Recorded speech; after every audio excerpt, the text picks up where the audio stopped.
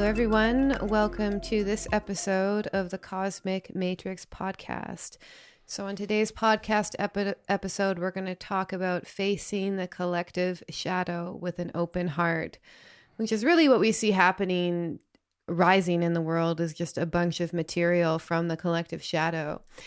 So before we get into it, I just wanted to make a quick reminder. We are taking applications for our next private online group coaching program, which is called Time of Transition, Embodied Soul Awakening, which is a 12-week, it's now extended to 12 weeks program in psychological and spiritual self-work.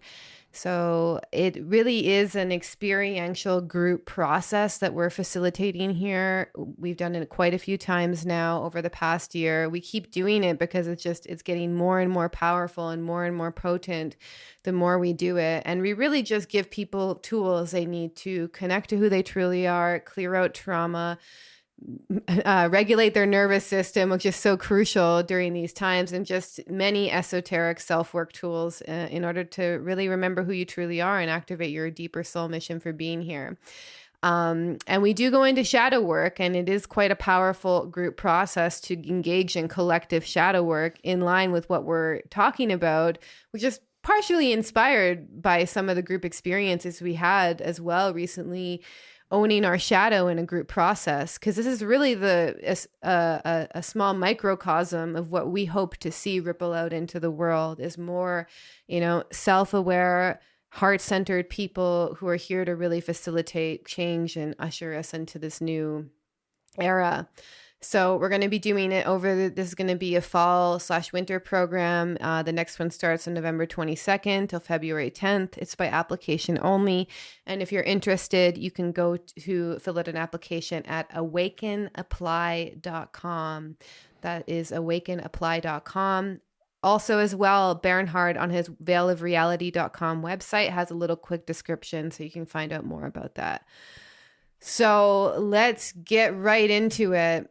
It's funny because I know we've done podcasts on shadow work so many times, but it's almost like we're trying to really drill this home because it comes up for us actually as well. Yeah, exactly. Shadow work, as I always said, is the name of the game.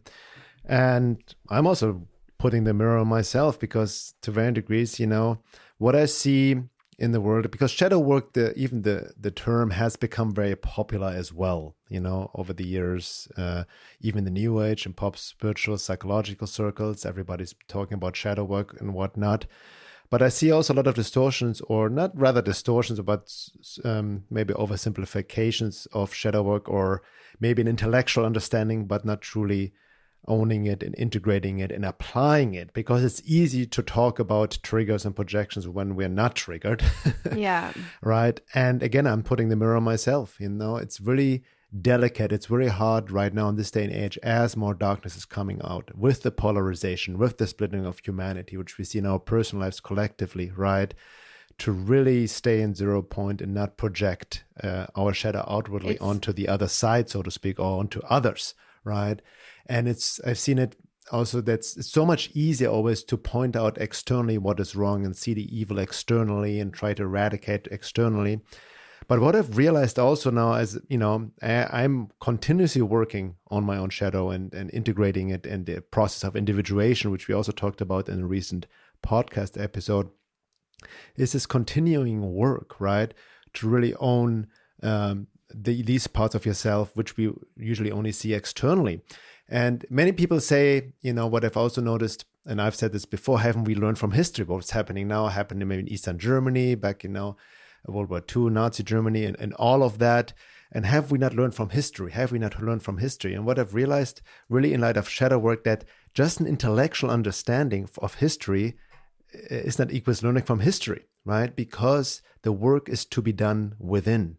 And as long as we have not faced our darkness, our shadow, and also collectively as well, and really do the work, we will in mechanical, repetitive patterns, because whatever we do not confront within ourselves, our unconscious shadow, will play itself out externally as fate in the collective shadow, as even Carl Jung has said. Hence, we do not learn from history, not because we don't have an intellectual understanding of history, but we do not engage in the work. Yeah. And also which we'll get into later, we probably don't learn from history because we're identifying with the victim and not the perpetrator. Exactly. And the perpetrator usually is the one who becomes a projection of the shadow. So we're going to begin by actually just defining the personal shadow and the collective shadow to give some context. So the personal shadow, I think David Rico, I think it's in his book on the shadow that he Shadow Dance. Yeah, that he has this quote. So the shadow is everything about ourselves that we do not know or refuse to know, both dark and light. It is the sum total of the positive and negative traits, feelings, beliefs, and potentials that we refuse to identify as our own. The shadow is a part of us that is incompatible with who we think we are or are supposed to be. It is the realm beyond our limits, the place where we are more than we seem. The shadow is ironically humorous because the opposite of our self-image proves to be true in spite of all our tricky attempts to not believe it or display it. Fear of that wider self keeps it in the dungeon. He means the unconscious, but there are ways to release that prisoner. It takes practice. The challenge is accepting ourselves all the way to the bottom, admitting and holding rather than denying and eschewing our arrogance, our self-centeredness, our will to coerce others, and any other dark truths we cannot face about ourselves. All of these constitute our negative shadow side, which can turn out to be not so much a threat as a promise. We can find the best in us based on what is bad in us. We shall see how the counterpart of every negative in the human equation is something positive. Everything is meant for good, says Saint Augustine, even what is bad. So that's just a description of the personal shadow. And the key thing is that it's what we do not know or refuse to know. So the more that we're like, oh, I would never be like that. I'm not this kind of person, but I see it in other people. That's a moment to actually check yourself, because I have to do it constantly. Actually, the more we talk about shadow work and go through shadow work in the course, the more I can actually escape it, because I'm constantly talking about it. I'm constantly leading the group through this process. And then I realize it's a really intense process to actually withdraw those projections and just really constantly look for your own evil persona within your own psyche. It's really humbling work. And it can be actually very heartbreaking, which is why compassion is such a necessary piece of doing that. So then we have this personal shadow, right? Any part of ourselves that we deny, repress, we exile it. We pretend that we would never be like that, usually because of cultural conditioning tells you that you need to be a certain way to get approval, attention, love. So we become this self-image of ourselves and repress anything that we think is unacceptable to the shadow. And we only see it externally. And then we end up projecting that part of ourselves unconsciously externally. And that's actually the way that our shadow makes itself known, in spite of all of our attempts to suppress it, is through projection. So we have this personal shadow, right? And then we also have a collective shadow, and our personal shadow actually often will connect us to the collective shadow as well. So this is from actually some of the material in our course. Either you or I wrote this, or us together. Not only do we have you make conscious the shadow on a personal level, but it also shows up in collective themes and collective patterns. So each nation holds a shadow, each culture, each group can hold a collective shadow and collective unconscious within itself. The themes show up in culture of each time period, most apparently including the art, music, and any other forms of creative expression.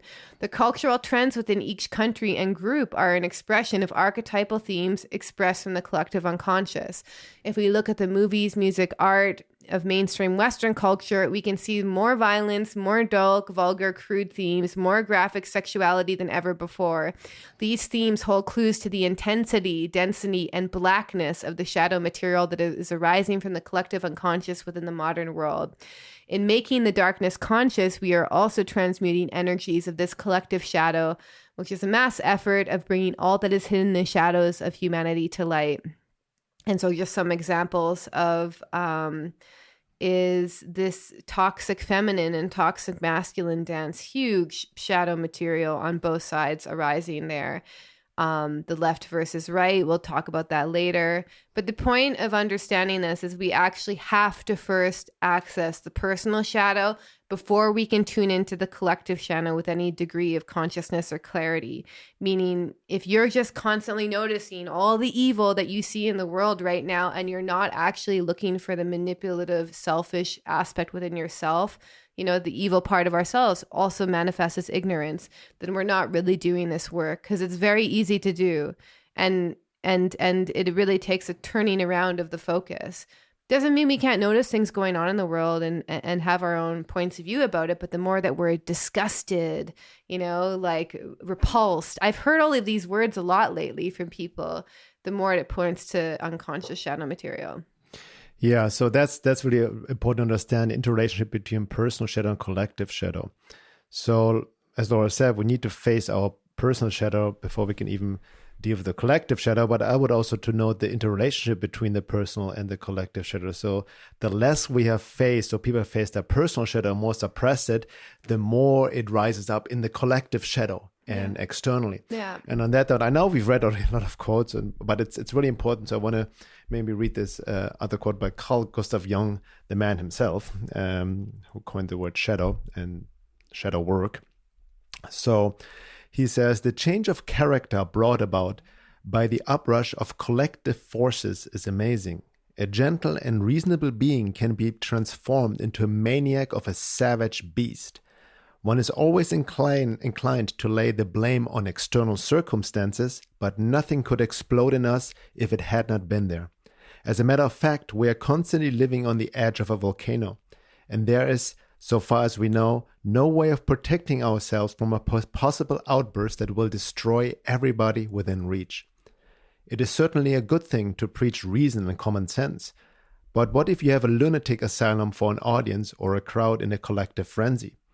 There's not much difference between them, because the madman and the mob are both moved by impersonal or overwhelming forces. Whenever contents of the collective unconscious become activated, they have a disturbing effect on the conscious mind, and contusion ensues. If the activation is due to the collapse of the individual's hopes and expectations, there's the danger that the collective unconscious may take a place of reality. This state would be pathological. If, on the other hand, the activation is the result of psychological processes in the unconscious of the people, the individual may feel threatened or at any rate disoriented, but the resultant state is not pathological, at least so far as the individual is concerned. Nevertheless, the mental state of the people as a whole might well be compared to psychosis. So that's we can see right now. Let's see, we talk generally about the collective conscious, some definitions, but let's look at it in concrete terms. What we're seeing right now, the pathology, for example, what we see right now with, be it what called the COVID cult or the woke cult, of people that have been overtaken by their own shadow and project externally, right? With the whole disgust, with their hate towards, for example, people who question the vaccine and all of that, right? Or don't buy into the official story and all of that. So here we see the shadow playing out to varying degrees, as well as, especially in, and also these leftist woke ideologies, which is also literally all based on a lot of shadow projection and suppression. It's coming out neurotically like a psychosis, so to speak.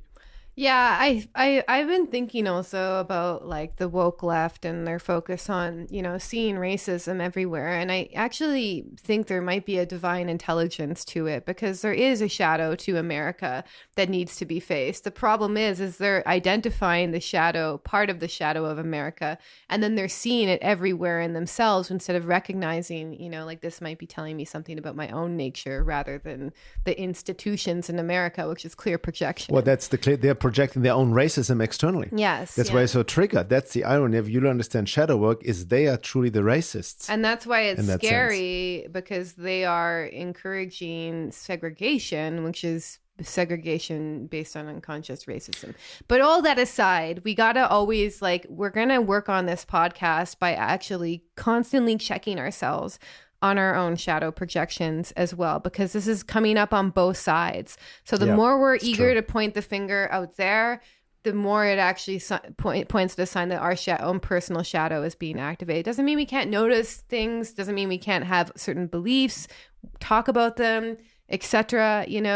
But this is the main polarization you see happening is this like the vaccinated versus the unvaccinated. Yeah. And that's, and I see a lot of people, including myself, falling prey to this, and actually I had a big wake up call recently, being amongst kind of consensus people who I know don't share my beliefs and who probably have gotten the vax. They didn't ask me anything about whether I did. They weren't treating me any different, but I was expecting them to in my own mind, which proves that also I was buying into this division. If I'm expecting the world to be a certain way, then I'm most likely also in some way or form going to unconsciously act out that belief in the world. So I want to also, I know that it's different for some people, especially if you're living in a blue state right now. It's a very different experience than where we are, which is in Arizona, but we have to also watch out for the media is trying to fan the flames of the division right now, and then it becomes this massive collective shadow dance between the vaccinated and the unvaccinated, the woke and the not woke. And I'm not taking like a spiritual bypass or being like, let's just be neutral. Obviously, I have my own opinions about this, but I'm just saying to be aware of the emotional and psychic content which is being activated within you right now. Because that's where the rubber hits the road. That's why we've said this time and time again in our podcast. It's like the best time to engage in self-work because the shadow material, the projections, the triggers are out of this, they're just insane right now. So we really want to just constantly check ourselves and notice how we try to make demons out of the outer world constantly, and the reason I said facing the collective shadow with an open heart, because that really gives you the answer on how how we need to do this is we actually have to access compassion. And I'm not saying to practice blind compassion or to use as an excuse, but the only way that we can actually face a collective shadow right now is if we do it with an open heart towards what's coming up within ourselves and what we see in the outer world and how that's affecting us. Yeah, well said. Yeah, exactly. It's not black and white. So that's what it comes down to. But I wanted to give it a little example of a classic example of shadow projection. In this case, of a vaxxed person onto unvaxxed people. And it is by this quote journalist. I don't know if it's a journalist still, Keith Olbermann, or is a political commentator. He used to have a political show. I actually liked him many, many years ago when I was also still more in my liberal phase, I guess. He was more grounded. But ever since Trump, he had one of the most extreme TDS ever, Trump derangement syndrome. He truly hates this guy. So there's already shadow projection happening. But he recently posted a selfie video, which I want to share when he got the booster shot, and listen to what he talks about, and then I'll comment on it. 1 second. Time to stop coddling the people who won't get the shot.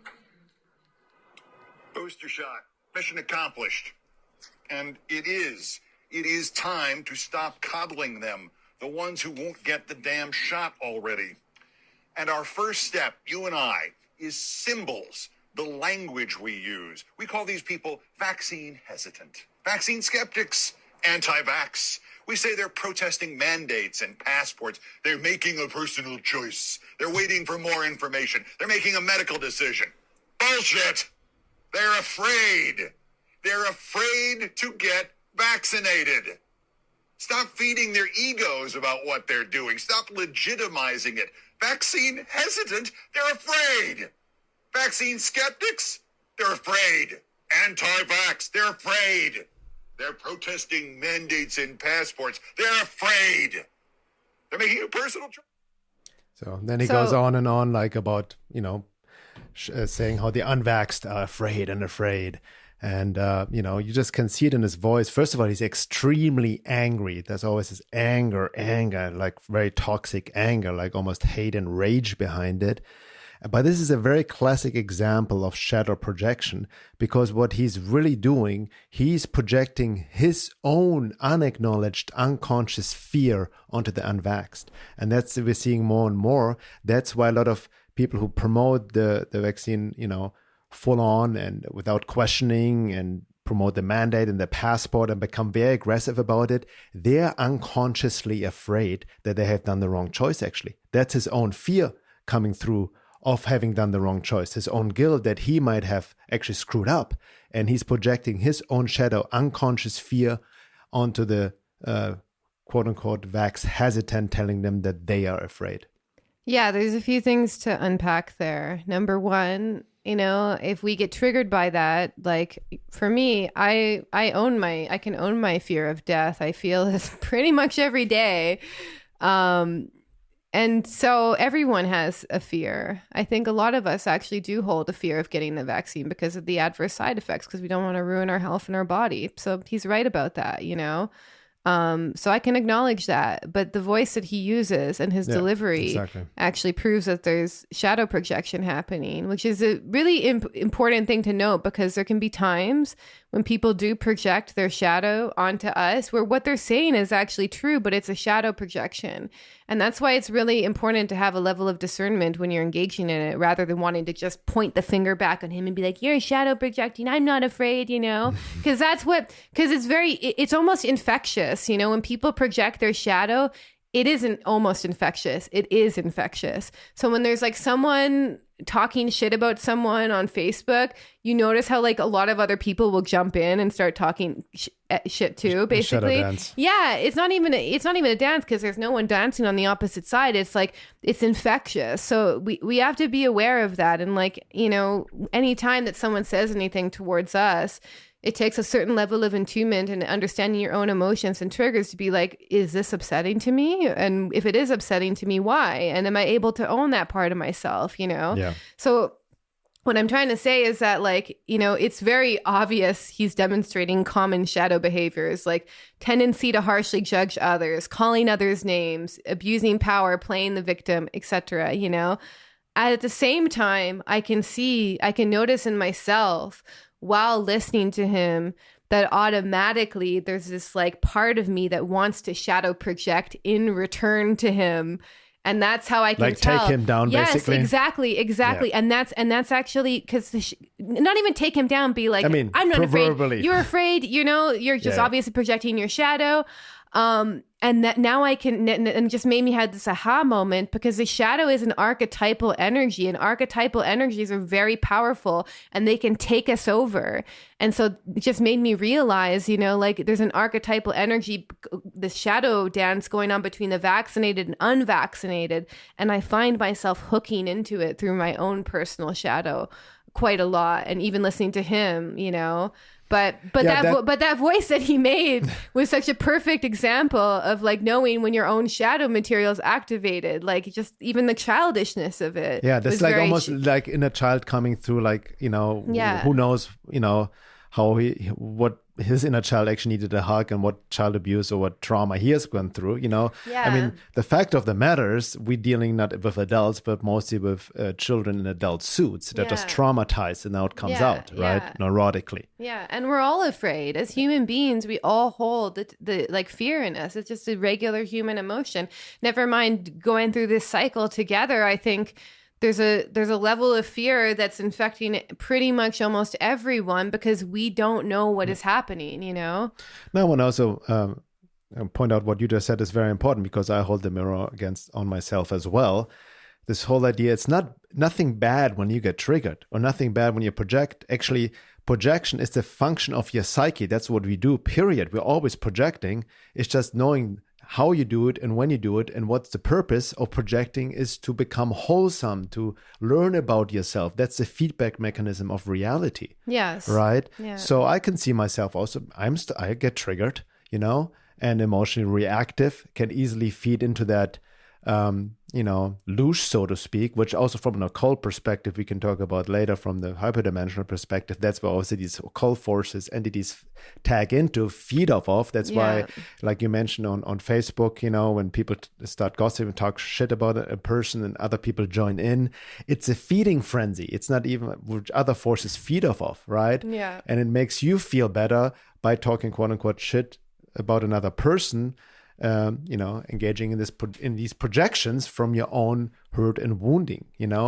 And I always remember that. I also know it myself. I really examined it within myself, because I've sometimes in the past talk shit, sometimes here and there as well, get upset about other people, get triggered, right? But it's always from the past, in the past when I did it more, because unconsciously or deep inside, I was just not happy with myself. Something was off in my life, anything. Yeah. And it would come out then just making myself feel better by, digging a hole on another person, basically by talking shit about another person, right? Yeah. Or even nowadays when I sometimes, get upset, something's not right, if I don't own it, my psyche or myself automatically tries to find a target to project it on, right? In order to just have an outlet. That's why a lot of people sometimes that get upset, you meet on the street or even in everyday life, and they get triggered by you or something. It's actually not about you. It's just, it relates to what's going on in their lives in that present moment. So if you're truly content within yourself, not only content, happy, like superficially, but really connected to essence, to who you truly are, right? You do not get triggered. You don't waste your time and energy talking shit about other people, because you're busy with your own creative energy and what you're here to do. Yeah. Right? And that's the point of like striving towards, like doing shadow work, is striving towards wholeness rather than this idealized self-image that we have. That's a key point. And we tend to actually, like, even with myself, lately I've been going through some 12th house transits for those who know astrology. So I just feel this intense withdrawing and going inwards, never mind all these retrograde planets as well. And it's intense. It's really intense. You're just kind of sitting in your own muck the moment that you withdraw these projections from the outer world. But I just realized as you were speaking, like it's not about our tendency to get triggered or project. But what's interesting about you and I, since we're constantly engaging in this work and our group coaching, it's like we call each other out a lot, and we have permission to do that most of the time. Calling out meaning like just giving a mirror. Yeah. Right? So like if I notice you're talking about someone and I'm like, okay, what could be your own shadow material that's arising there? And I do it in a way that's compassionate and curious. It can be very enlightening. And that's actually when the projection tends to dissolve. The moment we can really find the seed of the projection within ourselves, it releases a lot of that psychic energy, I notice. That's why it's really worth it to do this kind of work. Because if we can use these projections we get from the outer world and this kind of shadow material that's arising from the collective unconscious, it's so freeing, and it's just, you really just become who you truly are through doing this process, and it's worth it. So I just want to actually give a quote by Carl Jung about withdrawing projections, because this is one of my favorite quotes of his, and I think about this a lot lately, and I think that if we all did this a little bit, it would really help what's going on in the intense polarization and division we see happening. So he says, if you imagine someone who is brave enough to withdraw all his projections, then you get an individual who is conscious of a pretty thick shadow. Such a man has saddled himself with new problems and conflicts. He has become a serious problem to himself, as he is now unable to say that they do this or that, they are wrong and they must be fought against. Such a man knows that whatever is wrong in the world is in himself, and if he only learns to deal with his own shadow, he has done something real for the world. He has succeeded in shouldering at least an infinitesimal part of the gigantic unsolved social problems of our day. And he wrote that in 1938. And that's what I think our own personal work is just to take a moment, maybe over this winter, withdraw some of the projections we see from the outer world and turn that energy inwards. We're going to be giving some reflection questions on how you can do that at the end of this call, but just on a basic level, think of something that you hate in the outer world, and have you seen that quality in yourself in the past, or maybe in the present? Do you judge yourself for having that quality? Has anyone ever called you that quality in the past? There's a real intelligence the moment you turn inwards. And I also have to say, I just realized as you were speaking is like, maybe it's my Scorpio nature, but I just trust people who own their dark side so much more. Like automatically it facilitates intimacy for me. I'm like, okay, you can own your shit. That's amazing, you know? And that to me is where a real relationship can arise. Yeah. Now, very well said. And also what you mentioned as well, very important to understand that shadow work is not about being perfect, right? It's not about not being triggered and always being nice and not having things affect us. It's about being wholesome, being whole, individuated, right? That accepting our quote dark side and the good side, and integrating the shadow also, by the way, doesn't mean acting it out. I see a lot of it also in pop, spiritual, new age circles, when, you know, indulge in your shadow and all of that. It's not about acting it out, right? Yeah. It's about owning it and integrating it, which is not mechanically acting it out. It's a huge difference. But I want to add to what you say, in light of shadow work. Okay, of course, also, before we can engage into shadow work, we need to understand what it is, how it works. Hence, we offer the course, for example, to dive deeper into the principles, because I still see a lot of people not understanding the principles and truly apply it. There's a lot of distortions, oversimplifications in the new age and whatnot, you know. But also, you don't necessarily need to go to our course. You can do it yourself. Right? Just Google shadow work. There's going to be a few books. I remember I started shadow work, like I had to confront myself when I heard about Carl Jung in the 90s, and I read tons of books on the shadow by himself, by others, by David Rico. I have a whole folder of shadow work, you know, like writing it down and all of that. But also there's another trap within that. I have also, when I first started out, intellectualized the process, right? So I had a good intellectual understanding of shadow work, and even fooled because of my strong intellect, understanding shadow work, understanding where it comes from, my childhood and whatnot. Yeah. You know, my intellect reasoning that I fooled because I understand the reason of why I get triggered and whatnot, that I feel and moved on. No, but it was still stuck in my body. So the key point is also to process that somatically through your body. Which is intense, which is extremely intense. And we have some very powerful somatic meditations in our course, which has also had profound effects on the participants. Yeah. We guided them through. So what I'm just pointing out, you can learn it yourself. But as I said, there's only so much self-work you can do on your own. And you are blind to your shadows. That's why it's important to do this work with others, where others can mirror us back, aware of our blind spots, and not indulge in the shadow projection, which many of us, we do. I'm not, again, especially on social media and all of that, no matter what side you're on, the left projects on the right projects on the left, for example, in the political spectrum, you know? Yeah. So that's one thing to very important understand. Another thing is also very key to understand. It's a huge red flag for me when somebody says, well, I've done already all the shadow work. I'm done and over. I've done shadow work for 20, 30 years. I'm done with it. I'm over with it. Claiming to be done and over with shadow work is equally claiming to be fully individuated, enlightened, so to speak, right? Yeah. And you can also, quote unquote, waste a lot of time, you know, if you do not apply shadow work truly, but maybe in an intellectual way, you know, and maybe not fully sincerely. And even recently, I posted a clip from a podcast we had with Eve Lorgan. You know, it's followers of our work know her very well. She is also more into the fringe anomalous trauma. She's the author of A Dark Side of Cupid and The Love Bite.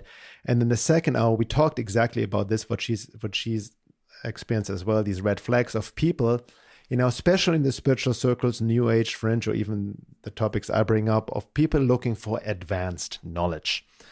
Advanced therapies, modalities, how to ascend to 5D, that's get a rid of spiritual entities. ego shadow. Exactly, you know, but not still doing the very basic core work of inner child work, shadow work is in particular, and all of that, right? Because sometimes, you know, when people I apply for the course, they say, "Oh, this, you know, I've done this already. I'm pretty, you know, I don't think I need to work on this."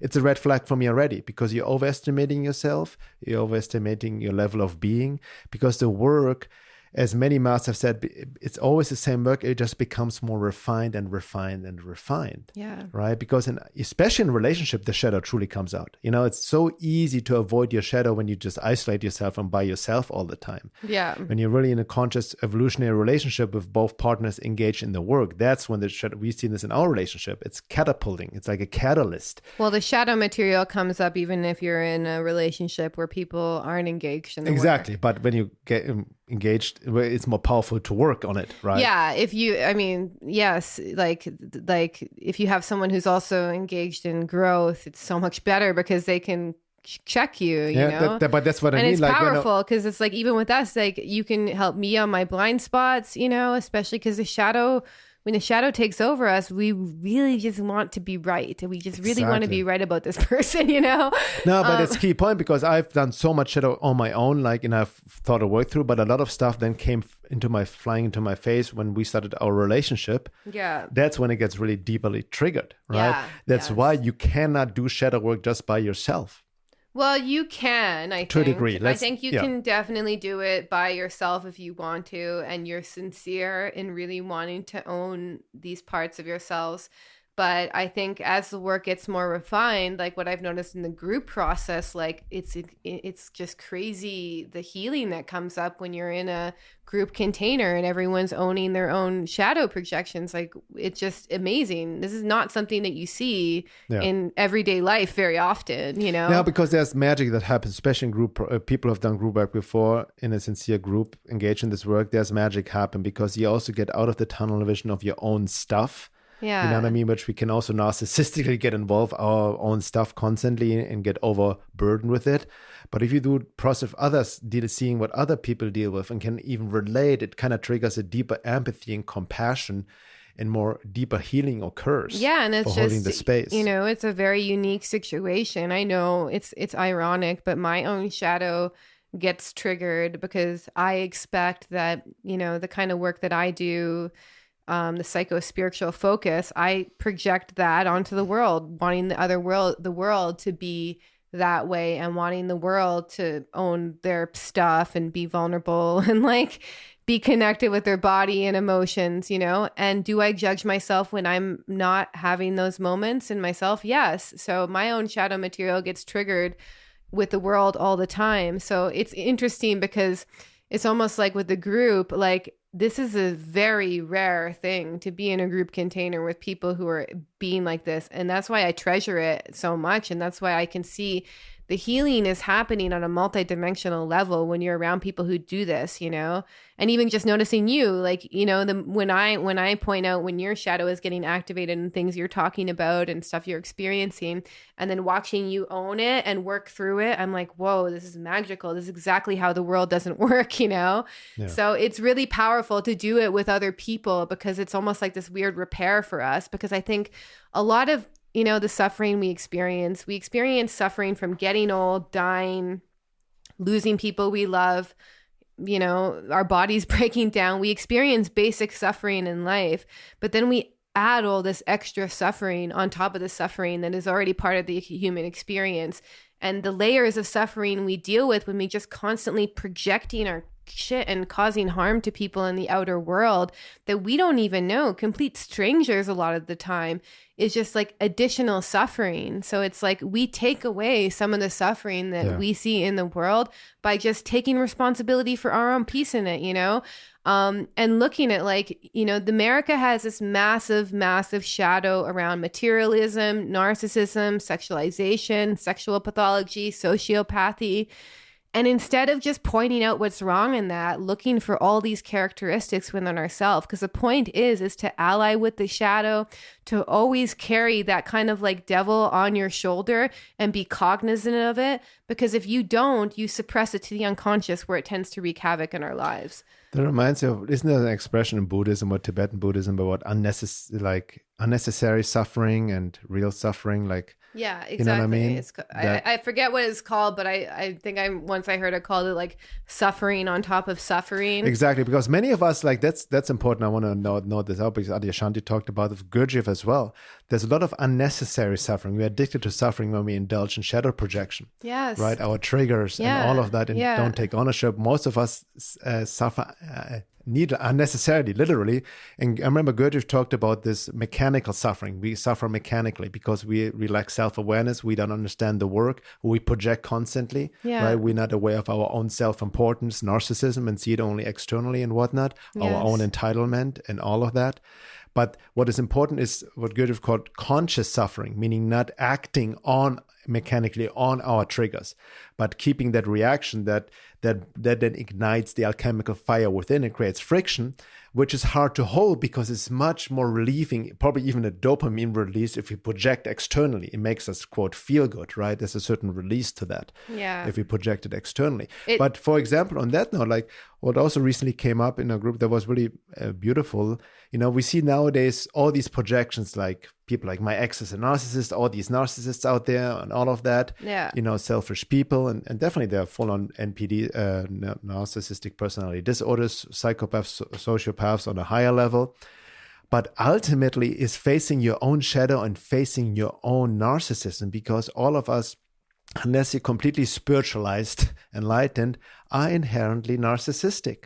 Yes. Meaning we are first and foremost, if you're really honest with yourself, concerned for your own well-being. Yeah.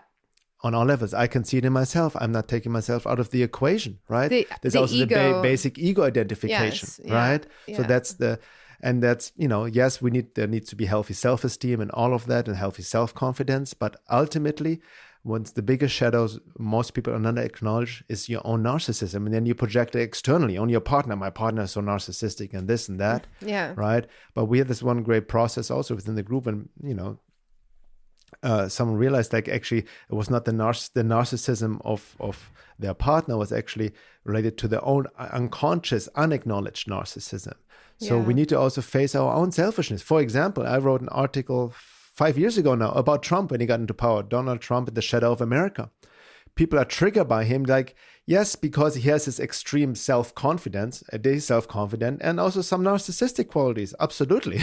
Yeah, because he's a Pluto and Leo person, by the way. But you know what I mean? But people get triggered by it because it triggers their own unconscious narcissism, their own unconscious materialism. The shadow of America and all of that. Yeah. And there's nothing wrong with it, but as long as you project it externally, like the socialist left is now tax the rich and all this nonsense. This is just all shadow projection. This is not going to resolve anything.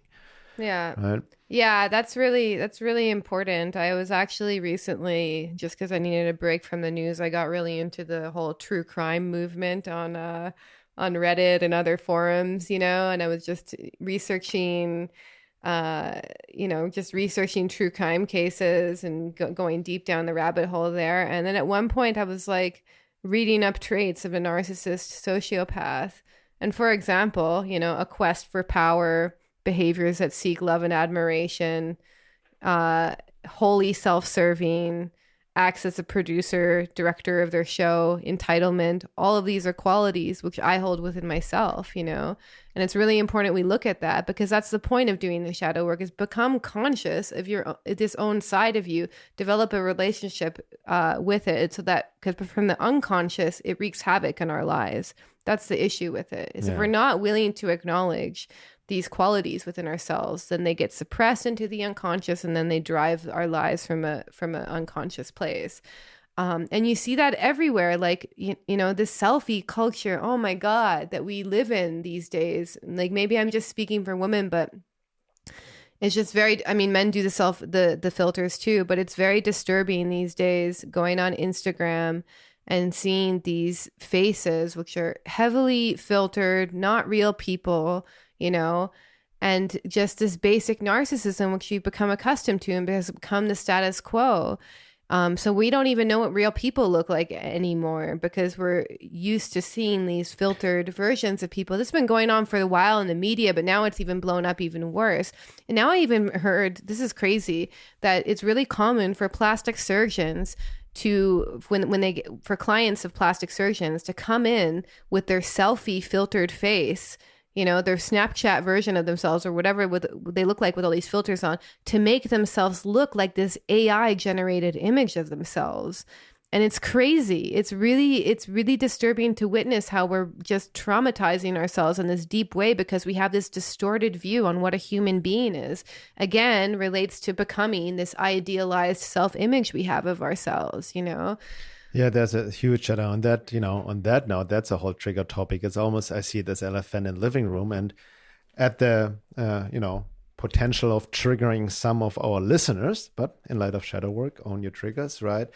there's almost like it's fascinating. It's an epidemic of this whole Botox shots, and I see it all over, especially social media, and especially women getting young and younger in their 20s and 30s, injecting themselves with Botox shots to have these puffy lips, or stretch their skin. I think I don't know if that's Botox. I think that's another thing though, but continue. Oh, sorry. I'm just like, but whatever that is, Yeah, the fillers. They're called fillers. The fillers, Yeah. And for me, like, it's so obvious, and it, that this is artificial. You can tell it's not natural. Yeah. But like you said, because women are so, that's their own shadow. This comes from wounding. Any form of surgical or Botox type of intrusion into your own body comes from either like your own insecurity on a very basic level, or basic trauma and childhood wounding. It's part of not really owning your body as you are, or severe, as you mentioned, social, cultural conditioning through the filters, Photoshop, and what they see in culture. Yeah. And then it's being denied, like, oh, just do it because if I feel better about it, feel better, good. Yeah, whatever the intellect, the wound itself reasons it with, right? Yeah. And, but also the shadow is also feeding off the admiration, or the attention it's related to of other people, narcissism, especially opposite sex. Yes. Right? Yeah, exactly. And I think, it's such an interesting study, because it's become recently popular, especially with younger women, because it's like we have this idealized literal image of ourselves based off of this AI constructed version of what a perfect version of ourselves would look like.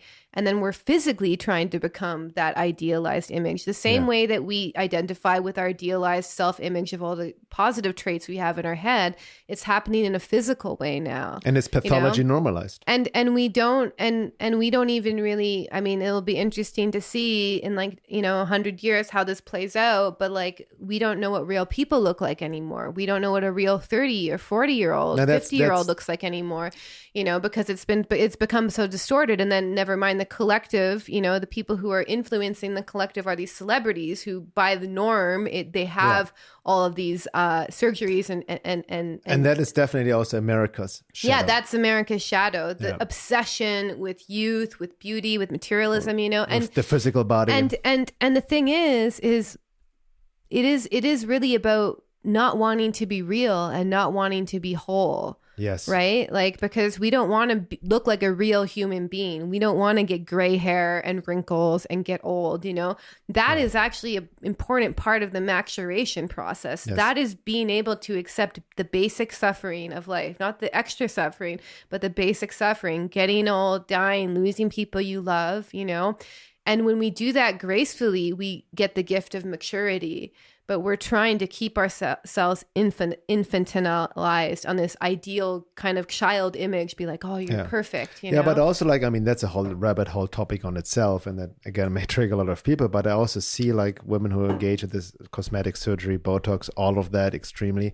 It attracts, on a very core level, it activates, the opposite sex, lower animal nature, the lower vital, sexual, basic attraction, basically on just superficial physicality, right? It's lower animal nature, it's lust, it's not, that's what activates the basic biological instinct. And that's, unfortunately, then women feed off of that because of their own wounding and insecurity. Yeah. And I think that there's a big, you see it in the collective culture, in the music of these days, and even TV shows becoming more crass, more violent, more obscene, There's this real weird relationship that America has developed around beauty that's become part of the collective shadow. Maybe we'll have to get into the second hour, Yeah. But I have to say, okay, so turning the mirror on myself as well. I use makeup. I love makeup, actually, typical Libra, but at the same, and I can see as I'm getting older, even though I have the luck of Asian genes, I actually have to accept my own mortality. I actually did it kind of young. At 27, I was like, oh, I'm not going to be attractive very much longer. Yeah, that's how young it hit me, but I accepted my own mortality and was like, okay, so I'm not going to, even though I was super insecure in my most beautiful parts of my life, But I acknowledged, I was like, okay, so now I can't just glide by on looks anymore. That there was a realization within myself. Yeah. And then I actually had to go through this deep process of understanding the true meaning of beauty, which is inner beauty.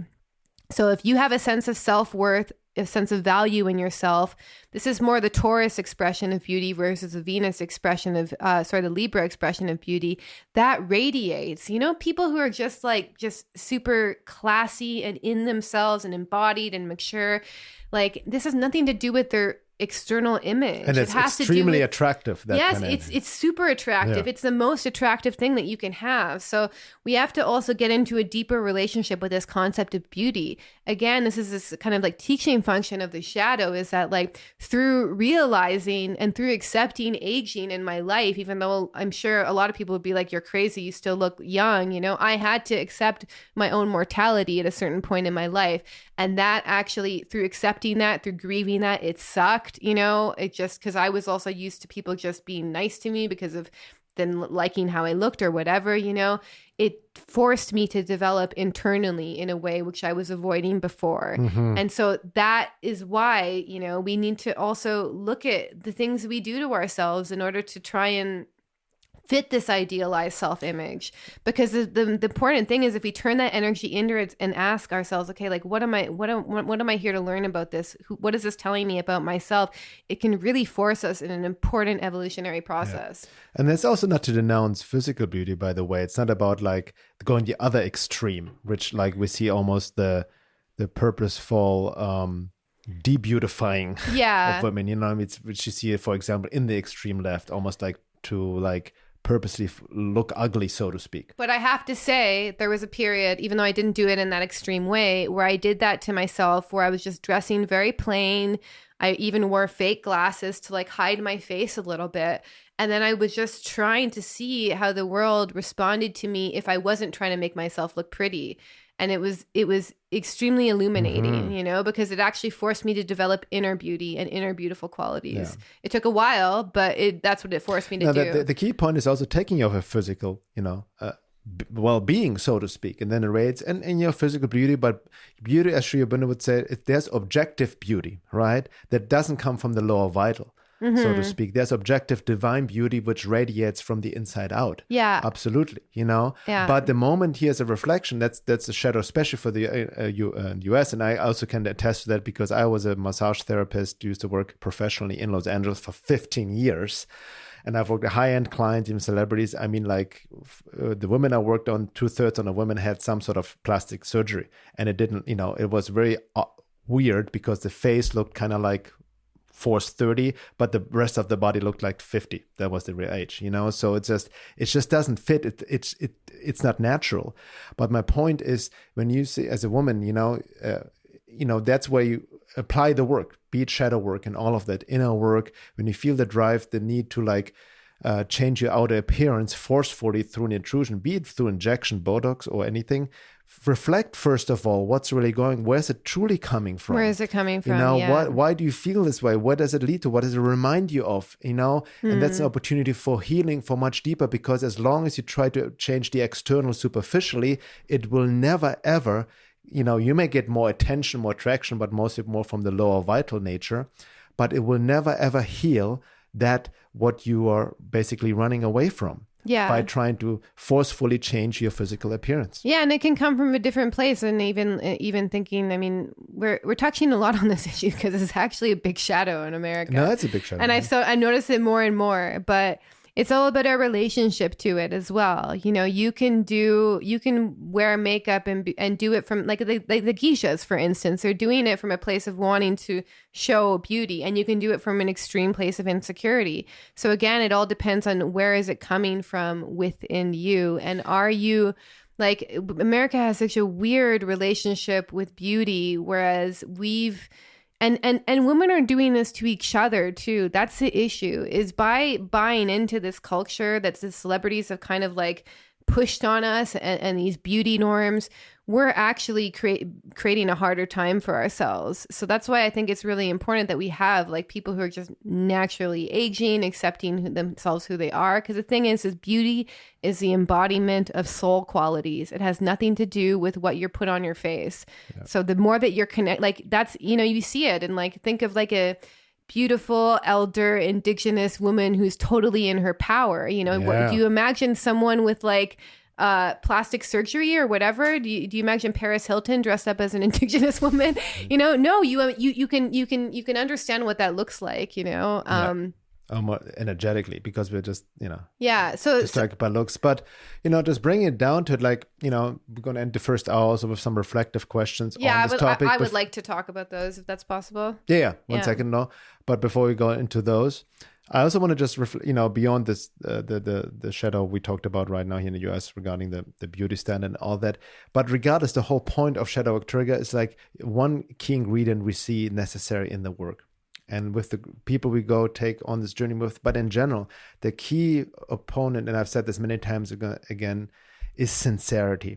And all masters, teachers, even, psychologists have talked about it, spiritual masters as well. How sincere are you with yourself? Because I see a lot of people talking about the work, but not really engaging in it. And I'm putting the mirror on myself. How sincere am I with myself? Which means, how am I really facing the lies I'm telling myself? Why do I do what I do without justifying it, reasoning, or avoiding my own triggers and my own shadow? So it's this deep sincerity with oneself, the deep self-honesty that is necessary to cross the threshold. And that's not easy, because there will all kinds of defense mechanism will come up, all kinds of other forces coming in when you do from a cold perspective, distract you, tempt you away from the work. We've seen it time and time again. Even people sometimes sign up to the course, sometimes comes up and like they're being distracted, don't really want to engage in the work. There will be, that's divine law, right? There will be resistance from the egoic collective slumber, your own stuff coming up, stuff you've never looked at it, doesn't want to be revealed, your own ego. In all of that, this is all the resistance. That's why also in this work, besides sincerity, we also need to engage the will to really wanting to do it with 100% commitment. That's the attitude. If some people just like, I just want to, I'm curious about it, I want to check it out, and all of that, that's not enough.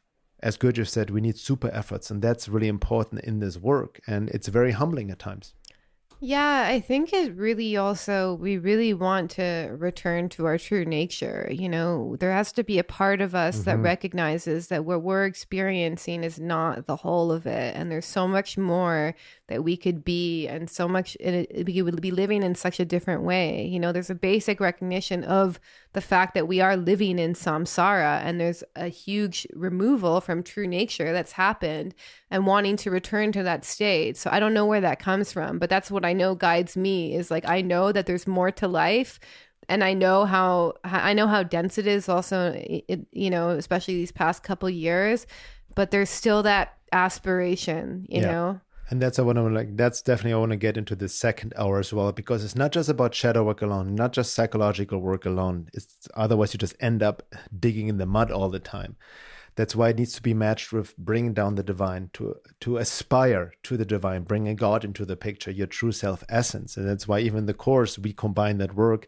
It's not psychological work, shadow work is necessary, it's a foundation, but it needs to be matched with spiritual work to bring in the divine, to a true surrender, a true aspiration with the same sincerity. And that's what we're truly longing for, even unconsciously.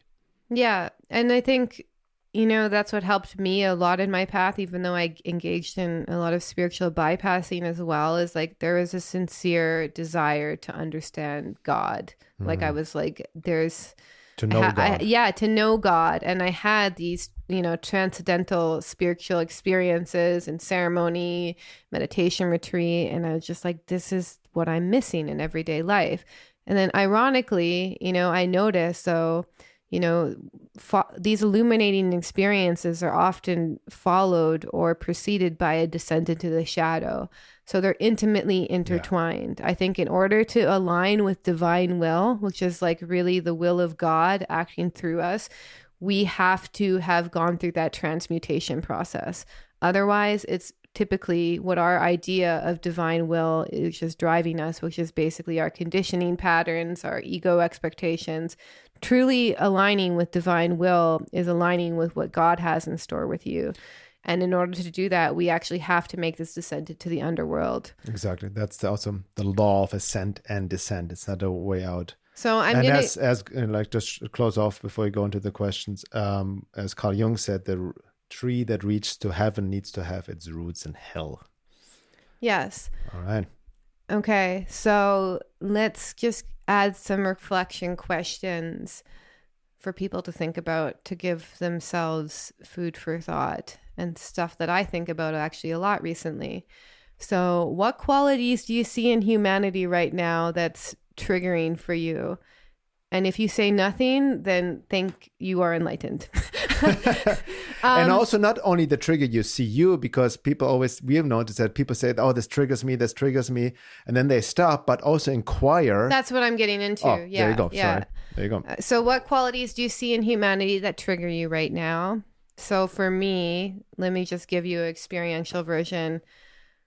Like this kind of intense othering and treating other people like vermin, that's what I see, And have you demonstrated this quality before in the past? Has anyone ever called you these qualities before? Or do you exercise these qualities still and judge yourself for it? And if no to any of these, could you imagine a situation where you could perceive yourself demonstrating these qualities? So in this part of the exercise, you're really looking for the seed of it within yourself. Have I ever treated people like crap? Yes, for sure. And I do judge myself for that. Even with myself, I see there's almost this like superiority that comes once you have more self-knowledge, and you constantly have to check this spiritual ego at the door because you want to, you think because you can perceive more, this makes you better than people, or the ego tries to attach to the things we learn. So yes, I have.